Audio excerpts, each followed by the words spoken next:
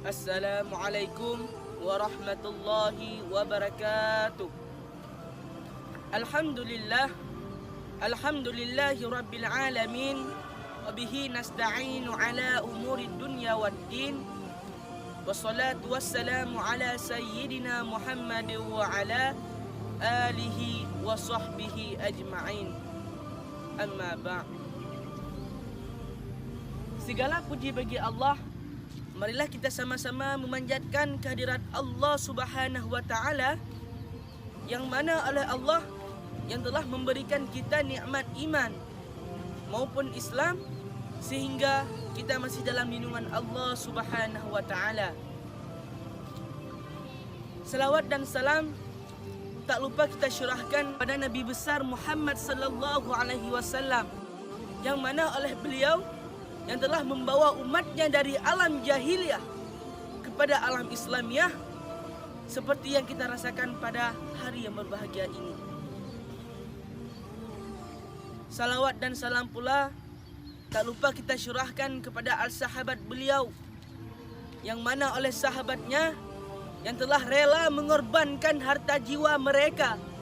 Mereka tidak berfikir kalau anak menjadi yatim, istri menjadi janda, anak kecil kehilangan orang tuanya demi menegak kalimat tauhid La ilaha illallah Muhammadur Rasulullah.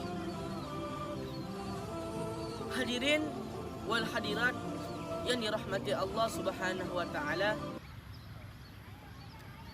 pada kesempatan kali ini saya akan menyampaikan sebuah curahan pidato yang berjudul 5 kelebihan dan keutamaan solat subuh. Ada 5 kelebihan dan keutamaan solat subuh. Yang pertama adalah pahalanya seperti solat 1 malam penuh.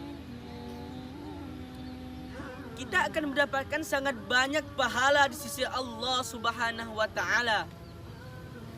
Pahala tersebut tidak hanya di dunia saja, bahkan di akhirat kelak pun Allah akan memberikan pertolongan kepada hamba-hambanya yang sering mengerjakan solat subuh. Dan pahala di dunia yang insya Allah akan mencukupkan rezeki kita. Dan Allah akan memberikan kemudahan kepada seorang hamba saat dihadapkan pada suatu masalah. Dan yang kedua, sebagai sumber cahaya di hari kiamat. Saat kita dibangkitkan oleh Allah Subhanahu wa taala untuk menghadapi pengadilannya di yaumul mahsyar, maka disitulah Allah akan memperlihatkan cahaya kepada manusia, di mana manusia tersebut di masa hidup dunianya sering mengerjakan solat 5 waktu, di antaranya solat subuh. Dan yang ketiga, dijanjikan masuk syurga. Nabi Muhammad sallallahu alaihi wasallam pernah bersabda, "Man shalla subha fi jama'atin arba'ina yawma lam yatfuthu raka'atan wahidatan kutiba bara'atan minan nari wa nifaq." Yang artinya, barang siapa yang solat subuh berjamaah tiada hilang dalam satu hari 1 rakaat, maka disyaratkan oleh Allah Subhanahu wa taala lepas daripada neraka dan lepas daripada munafik. Diriwayatkan oleh Abu Musa al-Asy'ari, ia berkata bahawa Rasulullah sallallahu alaihi wasallam pernah bersabda, barang siapa yang solat farda'in, yaitu solat subuh dan asar, maka ia akan masuk syurga. Hadis riwayat Muslim.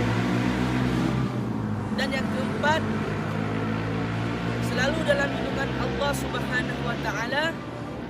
Dan yang kelima, dapat melihat Allah Subhanahu wa taala. Hanya inilah yang dapat saya sampaikan. Lebih dan kurang mohon maaf. Wabillahi taufiq wal hidayah. Wassalamualaikum warahmatullahi wabarakatuh.